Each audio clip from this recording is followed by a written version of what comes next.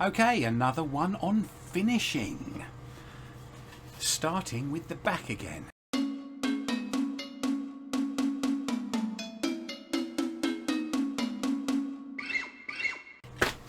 Hello and welcome to this week's video. This is from ages ago and I just want to show that I do finish things off occasionally. I'm going to do a bit more detail about lacquering and getting a very lovely glass-like finish on your lacquer. This was spray paint. You'll find how this was done in one of the earlier videos from probably 2 years or so ago. The back was never sanded, so I've got to remount it and get the back sanded and finished, because the back has to be finished, of course it does. And then I can work on getting this lacquered, turning out the inside. It was mounted on a screw chuck. I'm not going to put it back on the screw chuck. Probably it would have moved by now a bit. So I'm going to put it back in the recess that I've got here and make a new mounting point on the front.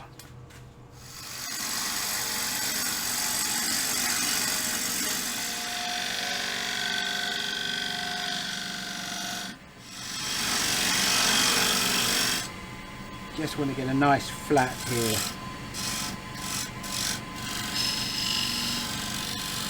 For the front of the jaws to rest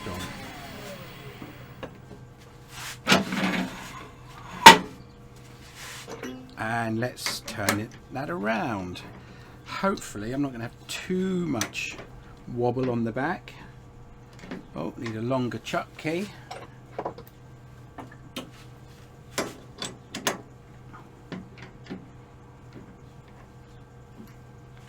Because the back has got really quite a good shape on it.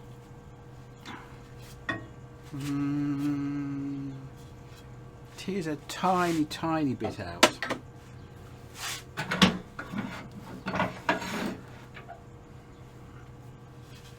Is it out enough to worry?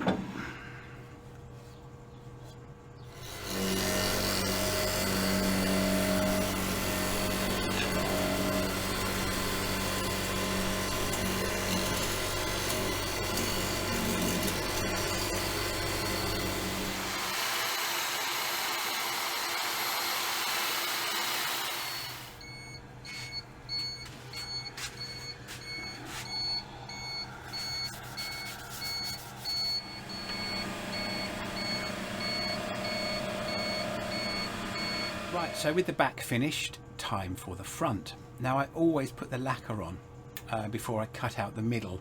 Saves me having to sand all the lacquer off on the inside of the bowl where I don't want lacquer. It's layers of spray paint, so it's a little uneven in 1 or 2 places. I don't want to change it too much, but I do need to just, in 1 or 2 places, even it out slightly. There's a slight rough bit here. This is 320 grit sandpaper. So just lightly working it over that area.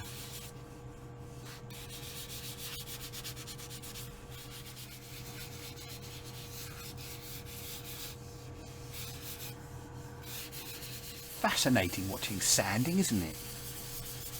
At least it's hand sanding and not the whirring of some motor.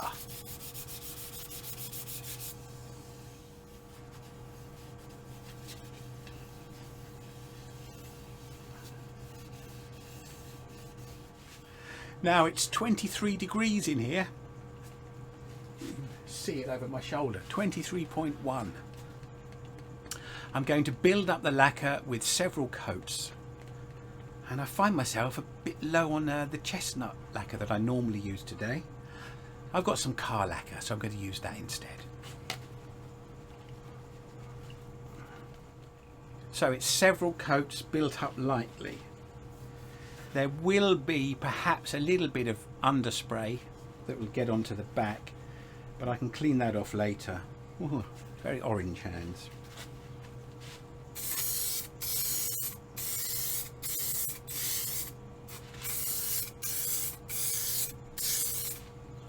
Right, that's the first coat. Give that time to dry.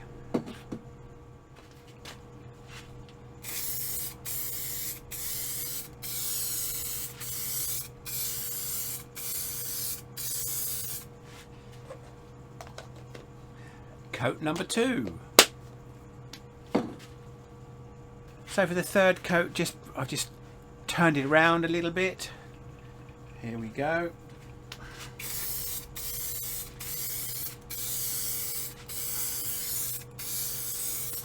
Got to make sure you get right to those edges.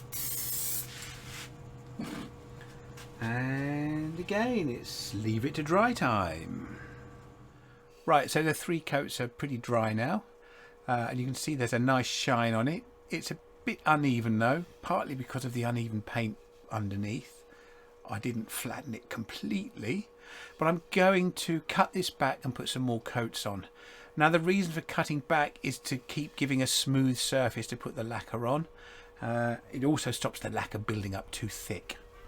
So cut that back with some fine sandpaper and a bit of water. So I'll get on with that.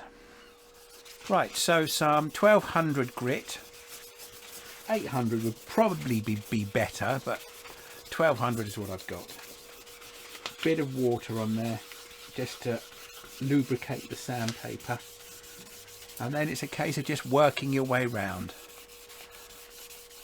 I could do it with a sort of drill powered mop, but at this stage where I'm still going to be putting more lacquer on anyway, it's absolutely fine. You can start to see that the shine is going, but it's still showing shiny on the camera where it's a bit wet still. Right, dry that off.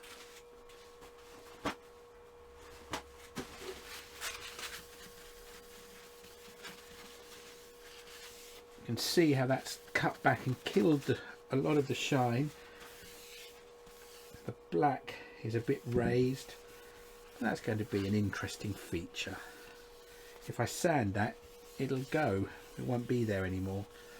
This is not going to be a silky smooth surface. Right, that's most of the water removed. Going to give it a little longer to be sure it's dry, and then we'll get some more lacquer on. Coat number 4.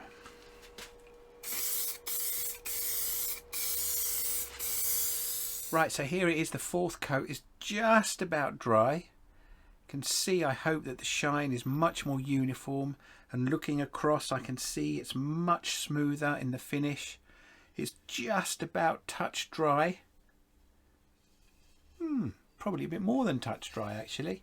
You'll probably get another coat on, but in order to keep building that that shine up, I'm actually going to give this a bit longer to dry and then do another cutting back before the next coat.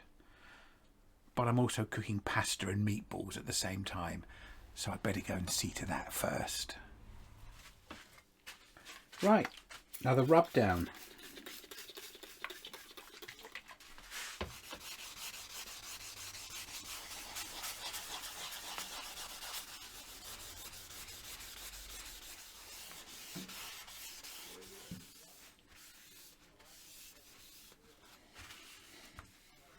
So, coat number 5.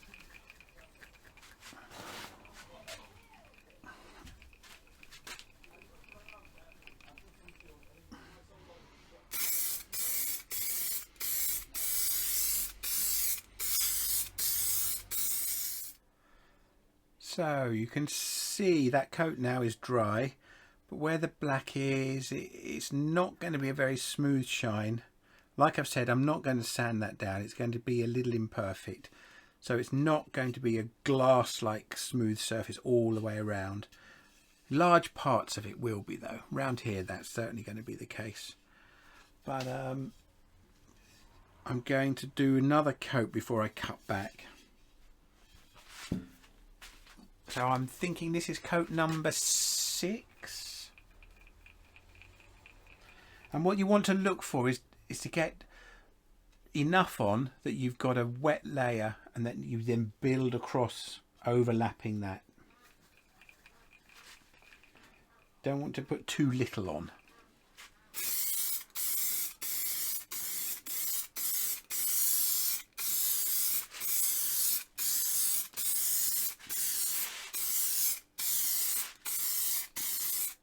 And then I think I'll probably get onto the rubbing compound and the polishes.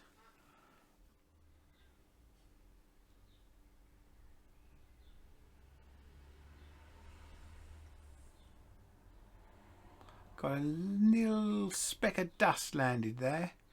Other than that, done quite well. It's not dry yet though. And I know it's not dry yet because I can touch it here and I'm making fingerprints in it. So I think that's probably it for today. So, you know, it doesn't take very long to put a coat on, but you need to come and cut them back. You need to put more on, and you can go further than I've gone. You really can. Right, so it's the morning after, and this has had all night to dry, and I want to improve the finish of the lacquer now. There is just a little bit of a, not orange peel, that's far too strong a term for it, but it could do with a bit of flattening out. Get the gloss a bit stronger as well. So I'm going to use burnishing cream for this. Other products you could try, automotive paste compound that will flatten it, take the shine off, and then you can put the shine back on. T-cut scratch remover. There's also a colour restorer I think they do that does a similar thing.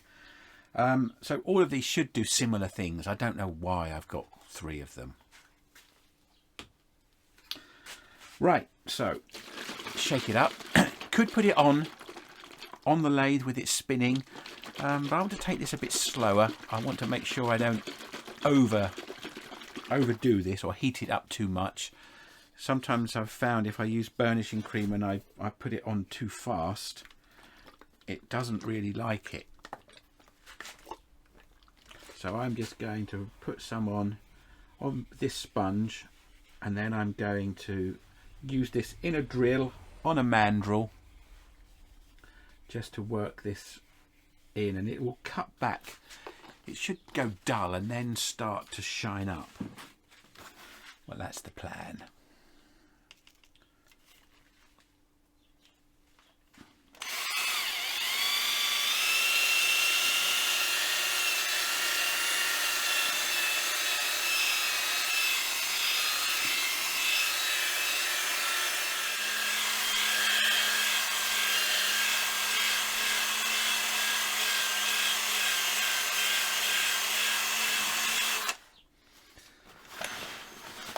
Right, so there we go. The mild abrasive has done its work.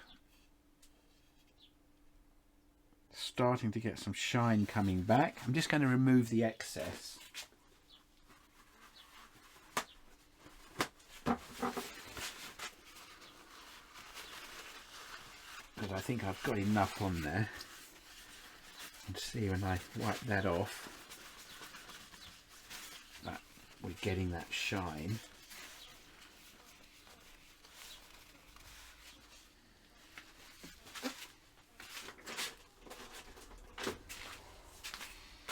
So just take the sponge off, and then I'm going to replace that with a little mop, and off we go.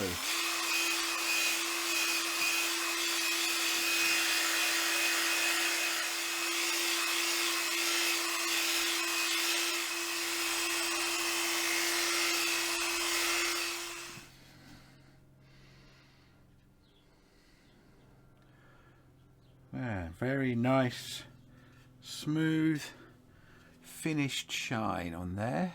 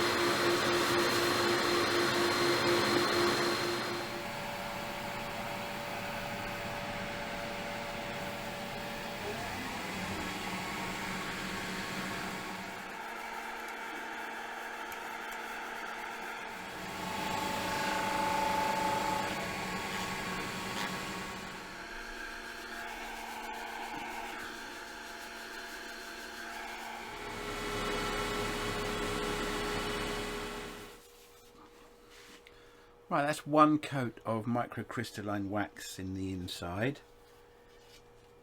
Give it a bit of protection from fingerprints. I think I might put one more on, just to bring a little shine up a little more.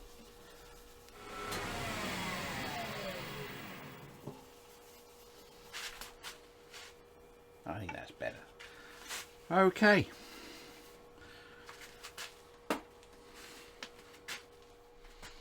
So there it is in all its glory and shininess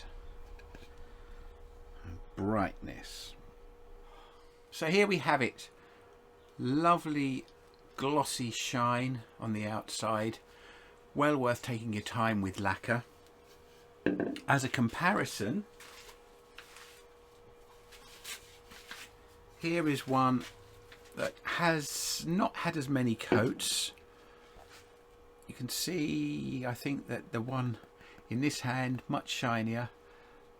You can see the quality of the light on here. The one in this hand, you can see it's much more broken up. Whereas here, look at that lovely solid glossy shine. So this was one that I just put some lacquer on just for a demo. Just to show how it does liven up the colouring. But this, yeah, really finished off nicely. Very happy with that. Obviously, like I said at the start and throughout, because the paint itself isn't flat, there are going to be areas where it's not quite as smooth and even as you might want it to be. But this is a handmade thing. It's certainly very well protected, and it is very shiny. I like it. Thanks for watching.